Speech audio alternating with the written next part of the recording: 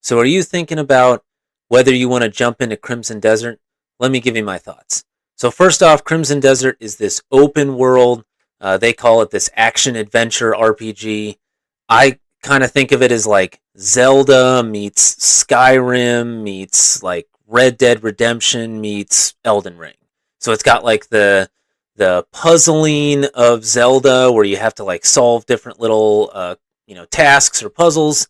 It's got a little bit of Skyrim feel where you've got some crafting.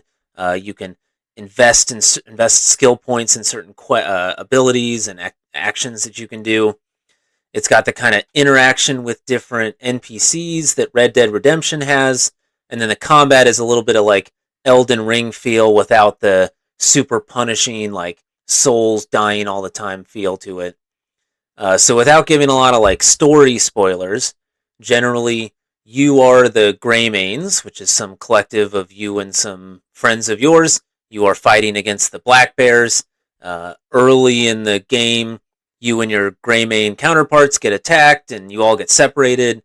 And then, kind of throughout the game, you're trying to link back up with them, and then fight back against the Black Bears. So let's talk about some of the pros and cons. So first, some of the pros of the game.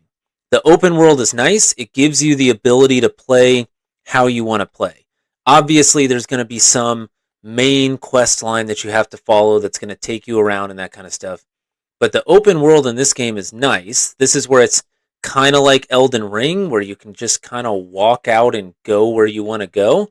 As opposed to some games where they really like gatekeep some of the later content, where you may literally need a key to get into this thing, or you have to find some specific item to cross the river or whatever to do the thing. Seemingly, you can kind of go where you want to go in this game. The quests will like point you in the right direction, but if you just want to go explore and do whatever, you can basically do that. There is a lot of combat in the game, but it's definitely a lot more than just go from this, fight this pack, and go to the next pack and fight that pack, and go over to this bandit camp and fight that bandit camp. You've got puzzles, you've got a lot of side quests, from like big side quests that may have multiple steps to small side quests where you go collect this thing or go fight this one guy or something.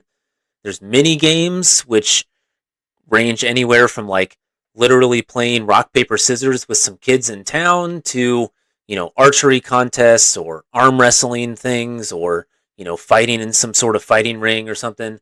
And then there's collecting and crafting, which shows up in a lot of RPGs, but you can do that as much as you want, but seemingly it doesn't force you to do that. You don't have to collect a bunch of ore or timber or something to make the best weapon or something. So if you want to go down that road, you can, but you don't have to.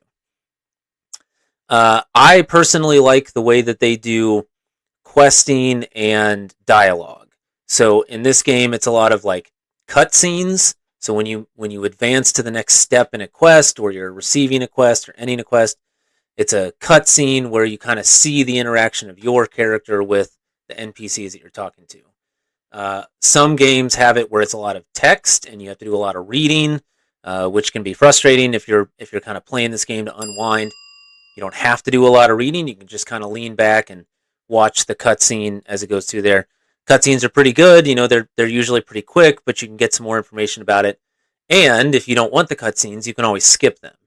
You can skip and probably don't miss much, because there's going to be like a quest journal that says, go over here and talk to this guy or something. So I like the way that they've done the questing. And then from like a performance perspective, graphics run pretty well. It's got really good view distance. Like, I have a decent GPU and CPU, but I'm running on like ultra settings and it's not slowing me down at all. So overall, like, graphics seem pretty good. The performance seems generally pretty good. All right, so next let's talk about some of the cons of the game. So first off, in my opinion, I think that there are way too many moves or abilities or skills or whatever you want to call it. I think that is a spectrum in these games. If you have too few moves, where you just swing your weapon and dodge from left to right or something, then combat gets really boring.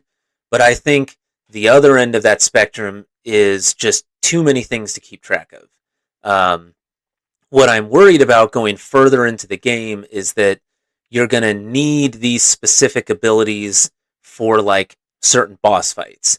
And what would be even more annoying is if you don't know that you need that going into the fight. If it's like, oh, here's this fight and you just learned this new ability and now you want to test it out, okay, cool.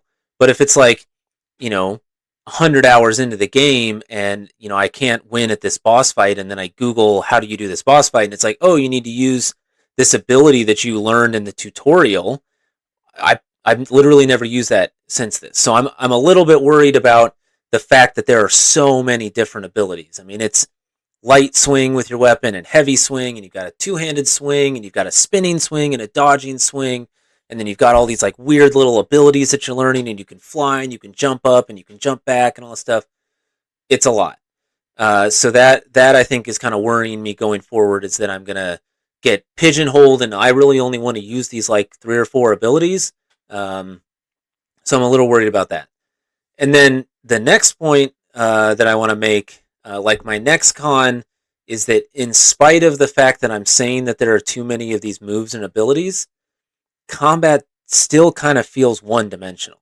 So I've got a video where I like play around with, can I do this sort of stealth archer build where I like pick off an enemy one by one and, kind of strategically attack a bandit camp. Spoiler alert, it doesn't go well.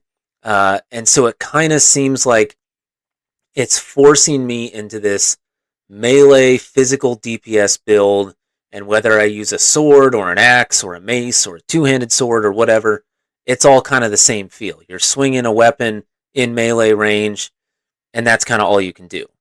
Now, I think that the game later you get to play as other characters. I'm trying to like keep myself from spoiling the game too much for myself also. But I think you get to play as some of these other characters. So maybe those other characters are stronger, and like one of them might be like a ranged damage dealer, and maybe there's like a caster or something in there.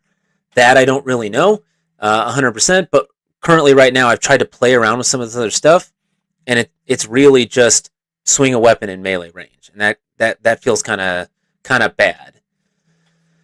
So the next con, the movement and interacting with menus feels a little clunky. Like I keep saying that things just kind of feel clunky. Like when you run, sometimes you like can't stop very quickly. You like keep running and you have to like turn around and run backwards. Interacting with menus and like sometimes your stash, for example, I have to move in my stash with WASD, which is weird. Like why can't I just move my mouse around to move stuff? Now, to be fair, when you start the game, it says like this game performs better with a controller instead of mouse and keyboard, so you should plug in a controller and use that. But like I play on PC and I don't want to play with a controller. So either my con is it feels clunky to play with mouse and keyboard, or my con is make it work with mouse and keyboard. Like I don't want to play a PC game that forces me to use a controller.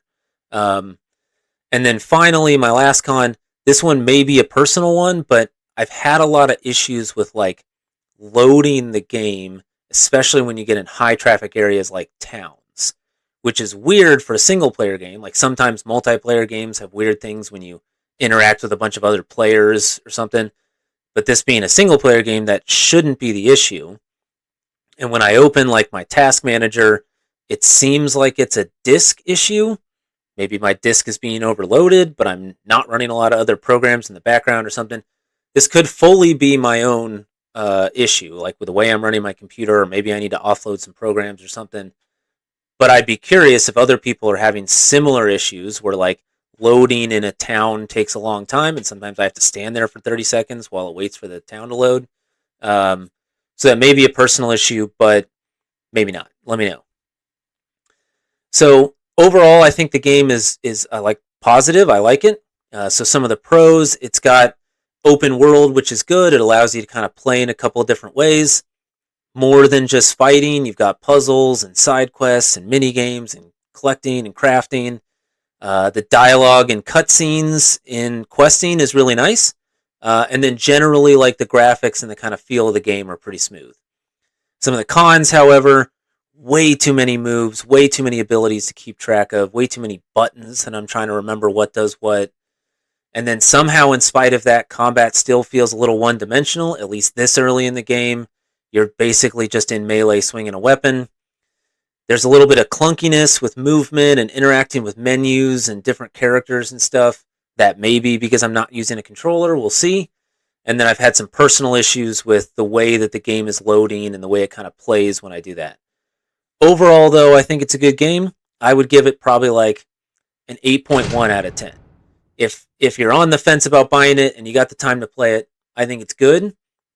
I'll probably do another review later to see if I think that some of those cons have maybe ironed themselves out, or if I find any cons in the future. But overall, I think pretty good game.